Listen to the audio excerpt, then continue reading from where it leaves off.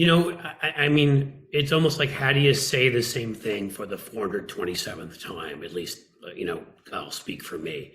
Um, I mean, it's driven me crazy for years. I've complained about it for years. I had a podcast previously that you were on for a couple of years called Unprecedented. And, this was we did two podcasts a week. I'd say once a week, or certainly once every 2 weeks.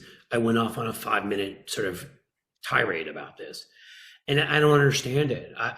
There's no sort of real answer to this, except that something happens when Democrats go to Washington, that they get sucked into this sort of groupthink of caution. Ironically, the Democrats become the small c conservative party. We become the ones that are cautious and don't want to, we don't want to say something too rough about it, our enemies. Remember, we're all in a democracy together, for now, and are unwilling to sort of say who they really are. But also, we find it uncouth bragging about ourselves. And yeah, I know on an individual level, if you have any class, and I do think class is a part of this, and I don't want to get into, I'm not saying class like, how much money do you earn? I'm talking about cheesy used car salesman sort of mentality that's taken over the Republican Party, how half of them, Mehmet Oz pushed fake diet pills on people. Donald Trump pushed fake products that had Trump written all over them on everybody. Mike Huckabee sent out a biblical cure to cancer on Newsmax emails. I mean, these are cheesy, scummy, awful people that honestly will do anything to make a dollar. So would it shock you they'd also lie about their opponents and put democracy at peril for power? No. I don't know if you ever had Rick Perlstein on here. No. A number of great books. And he wrote this incredible piece I think it was for the Baffler, which he used to write for back in the day, that talked about the merging of right-wing, right-wing apocalyptic culture with cheesy used car salesman grift culture, because they go together so well. You're talking to the same people. If you can scare people into giving you money because the world's coming into an end tomorrow, or because I've got this huge mega church and I own my own jet and have 15 houses, but if you give me money, Jesus will save you. Well, you can do the same thing if you're a Republican Party and say, the Democrats are a pedophilia ring that are going to go after all your children. You better give me money. And I mean, they kind of merged, but my mantra has been, why can't we tell the truth as often and as effectively as they lie? And right. it drives me insane. So I want to give credit where credit is due. Two important things. One, we have done better overall this cycle. Yes, Pete doesn't change that piece by Alyssa Slotkin. She is correct. And I didn't hear who the other authors were. Alyssa Slotkin, by the way, great SEPA grad.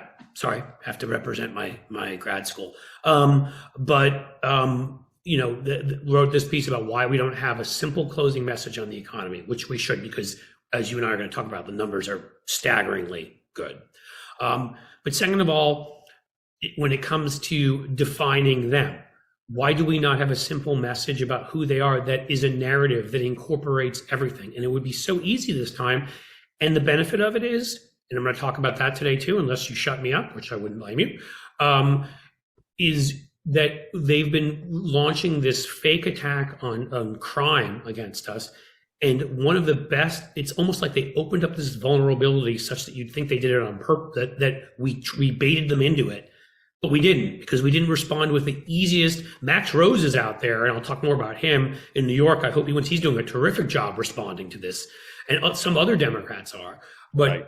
The final thing I'll say is the one issue, there is one thing that we've done a terrific job messaging, and that has been Dobbs and abortion rights. Right. That we have stayed on message, that we've attacked them. You may have seen amazing ads out there by Eric Swalwell, by Joe Cunningham. I mean, in South Carolina, running for governor and running an ad as aggressive as he did on this issue, where a woman spoke about, when she was now probably in her 40s or 50s, and spoke about being gang raped when she was 12 and babysitting. And if she had not had the ability to have an abortion, then how she could not have had the life she had and gone to college, and it would have destroyed her. It was incredibly powerful ad, and now it's driving me crazy because one was just released yesterday. Hold on, I can't get through this segment without saying which one it was, because it's too good and people need to see it. It is, come on.